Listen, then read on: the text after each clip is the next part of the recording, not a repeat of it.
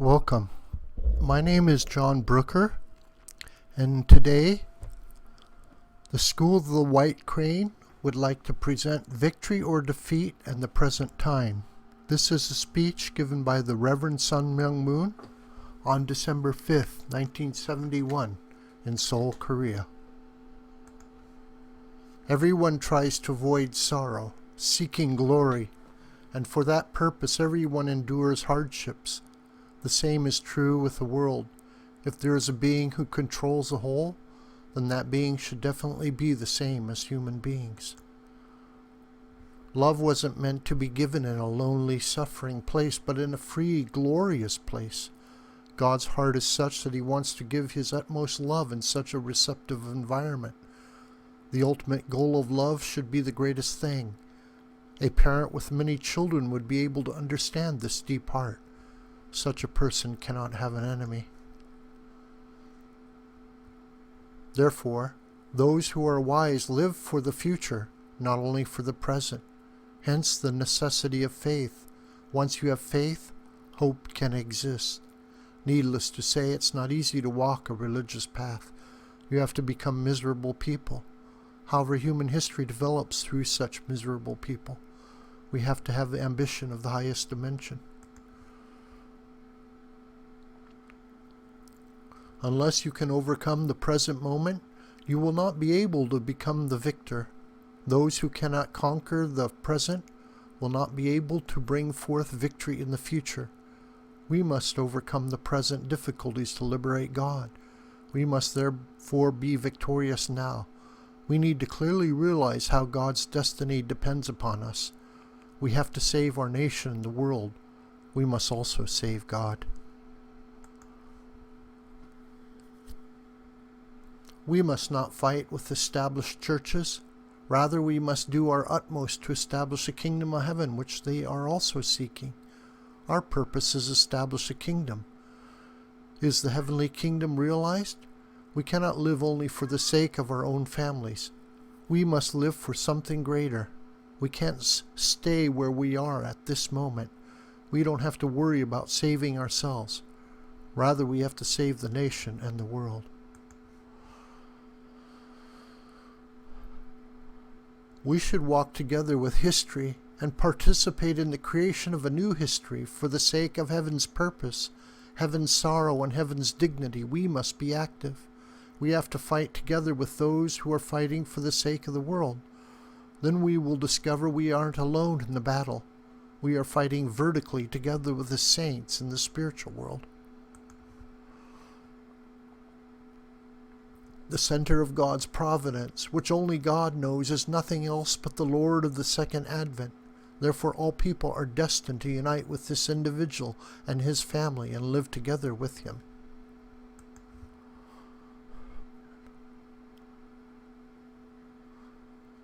In order for us to be able to enter heaven, we must show proof that we have overcome Satan. Without that kind of certificate, we cannot go to heaven. When we try to overcome Satan, he does not just let us. Rather, he resists and opposes us until the end. Because Satan resists this way, God must be concerned about it.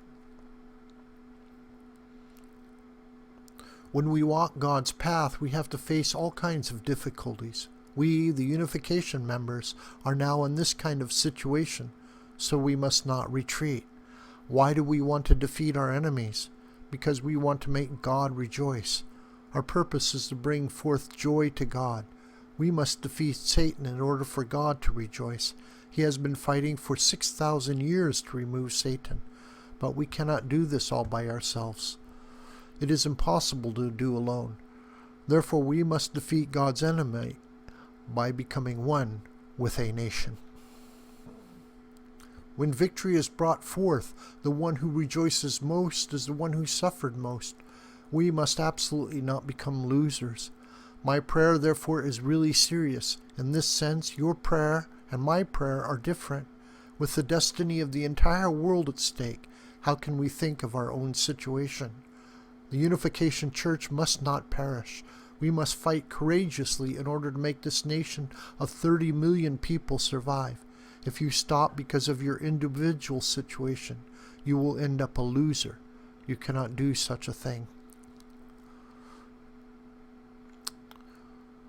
Once you have taken God's responsibility, of course, you may have to walk a miserable path and you may be disappointed, but you cannot stop or retreat. If we cannot accomplish this, our descendants will have to do it. We have to have this kind of determination.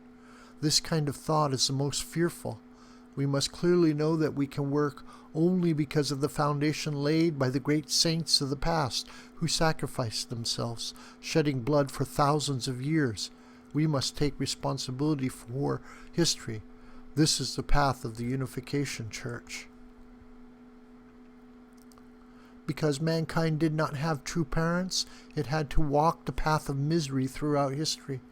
The Christian idea of the Messiah needs nothing else to be fulfilled but the true parents. Even other religions, all kinds of religions, have been seeking the true parents. South Korea is so precious because true parents came there. But then who will choose the true parents? What kind of attitude do the true parents have to take toward the children? Because the children are good children selected from the evil world, the parents should meet them with God's infinite love. The true parents' attitude toward the children should be different from that of the parents in this world toward their children.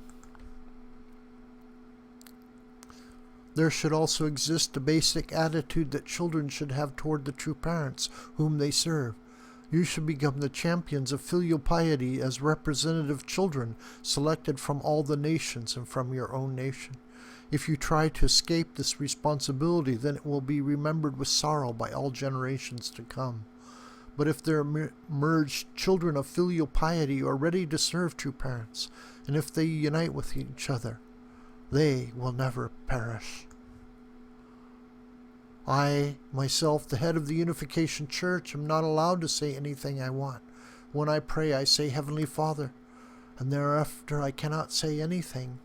I become so sorrowful that I cannot face Heavenly Father and I cannot pray. This is because I am so sorry for Him. But you all have very independent thinking. Therefore, you have to be serious day by day. You have to regard your daily life as precious. You should be earnest, and you should walk proudly step by step. In the process of becoming a child of filial piety, you might even become crippled. But that kind of man will shine in the future like the sun. That kind of man will become a focal point. In order to obtain this kind of glory, you must walk without saying anything, and while being silent, you must not excuse yourself. The present situation of our country is very urgent. Christianity already predicted the coming of this situation 2,000 years ago. You and I should have the relationship of a thread and a needle and repair the clothes of the destroyed country and the world. If you worry about the nation and the world from the bottom of your heart, then you must love the nation and the world more than you love me. If you are that way, you will never perish. Thank you very much for listening to these inspiring words by Sun Myung Moon. This video is a production of the SchoolTheWhiteCrane.com.